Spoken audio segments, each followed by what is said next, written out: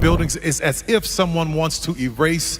Which is why we are celebrating 25 years. What if the one person who actually saved Prince Harry and Meghan Markle wasn't royal, wasn't British, and had nothing to do with the crown?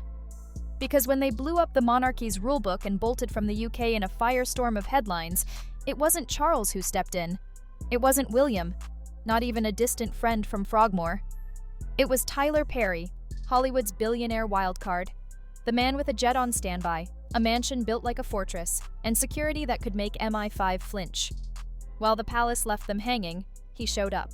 And not just with sympathy, with solidarity. A lifeline wrapped in luxury, privacy, safety. A fresh start the royals wouldn't dare offer. Tyler Perry, who offered up his Beverly Hills mansion. Tyler Perry's Beverly Hills estate? That wasn't just a safe house. It became the Sussexes Sanctuary, a private fortress shielded from flashbulbs, royal staff, and headline chaos. For months, it was the beating heart of their post-palace life. Harry, Meghan, and baby Archie weren't just guests, they were rebuilding. A new brand, a new story, all under Tyler's protection. But he didn't just give them shelter. He gave them his name, his reputation, and something even rarer in Hollywood, unwavering loyalty. Meghan was so moved, she named him godfather to their daughter, Lilibet. And in royal tradition, that's not just sweet, that's sacred.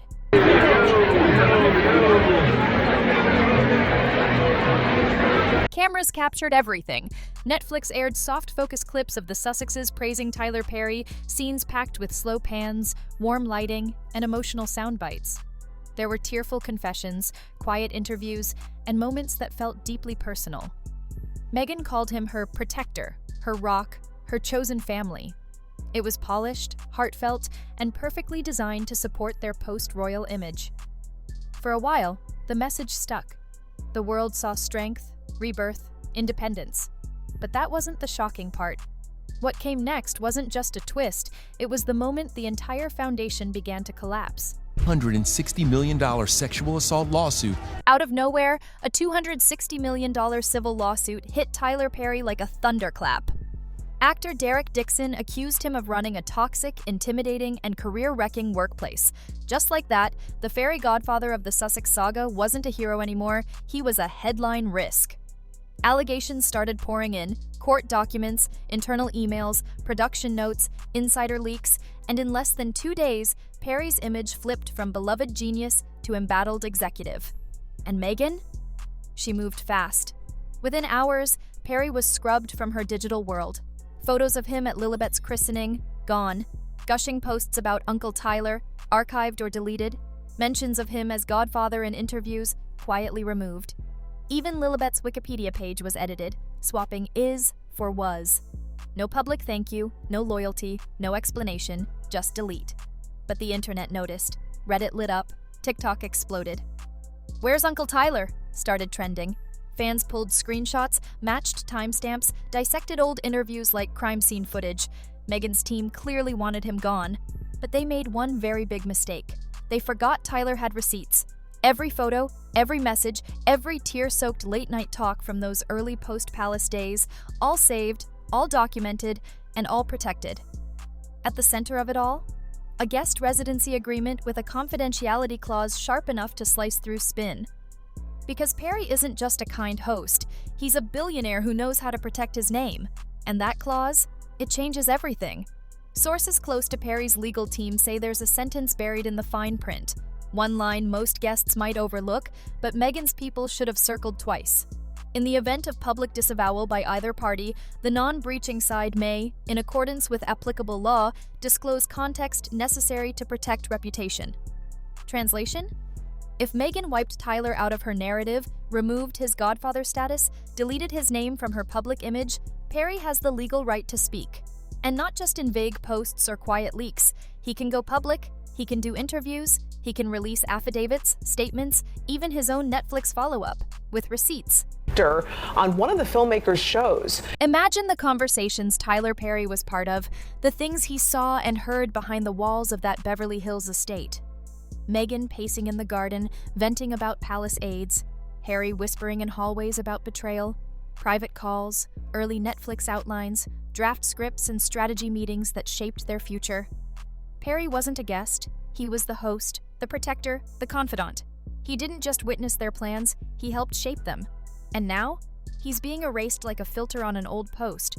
Sources say he's furious, not just because he feels used, but because of the way it was done. One day, godfather to their child, the next, wiped clean like a PR stain. That isn't just cold, it's personal. Insiders say he's weighing his options, fast. Industry producers are circling. One even joked, "This could out-Oprah Oprah." Networks are offering deals. Streamers are ready with blank checks. Everyone wants the first Tyler Perry tell-all. And it wouldn't be gossip. It would be a royal narrative nuke. Perry could go on air detailing Meghan's late-night meltdowns, Harry second-guessing their next move, early edits of the Netflix doc, what stayed and what got cut, how crisis plans were built, how moments were staged. This isn't about friendship anymore. It's reputation warfare. Meghan's team knows it. That's why she's flooding her channels with garden shots, lifestyle tips, curated calm, soft lighting, soft words. But the public isn't fooled. They see the pivot. And in every comment, one question keeps coming back louder and louder. Where's Tyler? Even her brand partners are sweating.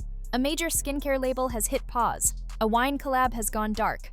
Marketing teams are rechecking contracts, bracing for fallout. Meanwhile, Perry hasn't said a word. But his silence is sharp, the kind that makes the other side panic. And that's exactly what's happening behind the scenes. Because Meghan's digital purge may have triggered that NDA clause, and Perry now holds the key. He can defend his name, protect his story, and if it comes to it, tell the whole truth. And Harry? He's stuck in the middle again, torn between the woman he gave up royalty for and the man who gave him refuge when the palace shut its gates. For Harry, Tyler Perry isn't some footnote. He's part of the escape, the terrifying chapter between royalty and reinvention. And now, watching him get erased like nothing happened, it's cutting deep. Friends say Harry is unraveling. Sleepless, short-tempered, lashing out at staff. He's even flown back to the UK in secret, trying to breathe, trying to think. Not to return, but to regroup. Because Meghan's once polished PR machine is collapsing under pressure. Back in California, it's all crisis mode. Emergency meetings, legal reviews, rapid-fire coordination between stylists, influencers, and brand loyalists being nudged to post. But no number of filtered garden pics or inspirational quotes can block what's coming. Because Tyler Perry isn't just some ex-friend with a bruised ego.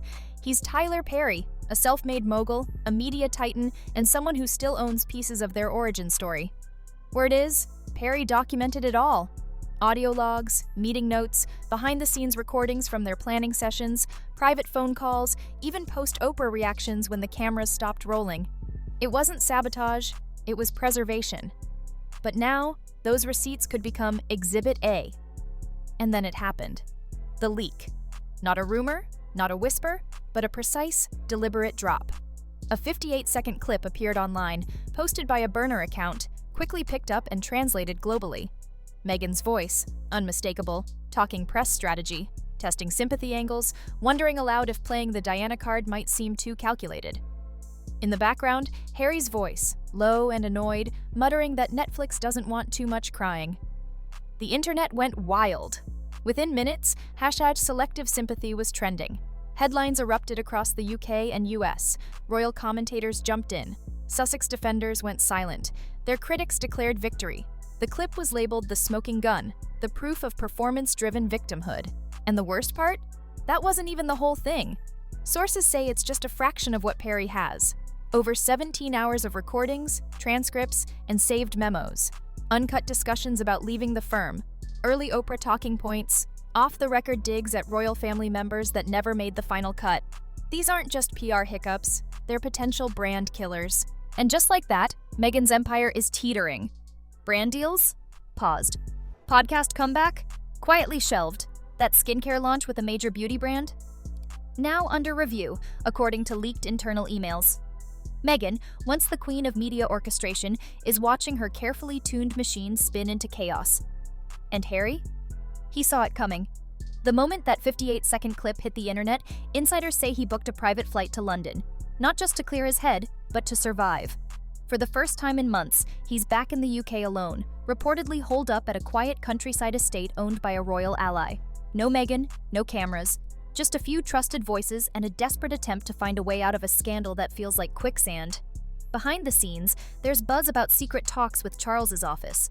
Harry's even floated the idea of returning to royal duties in some capacity, maybe part-time. Nothing official, nothing confirmed, but the fact that it's even being discussed? That speaks volumes. Because Harry knows the second Tyler Perry opens the vault, their version of the truth evaporates. And the palace? They're watching, closely. Inside royal circles, the leak landed like a long-awaited punchline. The aides Meghan once accused of betrayal are smirking behind closed doors. Clarence's house is quiet, but the silence feels loaded. No need to gloat. The public's doing it for them. Meghan's team is scrambling, trying to shift the narrative with vague statements about edited context and unauthorized clips, but none of it is sticking. Why? Because that recording didn't sound fake. It sounded real. Two people behind the curtain, strategizing sympathy like a marketing campaign. That's not victimhood. That's performance. And Tyler Perry? Still silent. No official word. No press tour. But make no mistake, his team's fingerprints are all over the leak.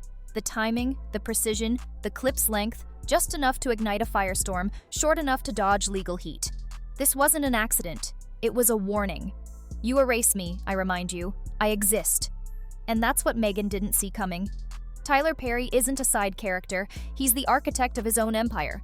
If he feels discarded or disrespected, he doesn't sulk. He builds a platform, lights it, and sells out tickets. What's next? More leaks, no doubt.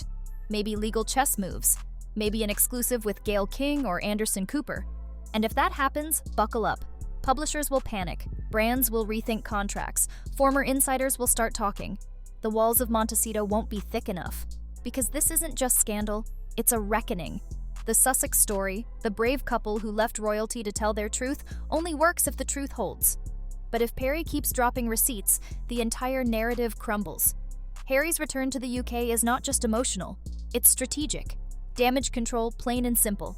He knows what's coming. More clips, more noise, more fallout. Because Perry didn't just crack the door open, he split the foundation.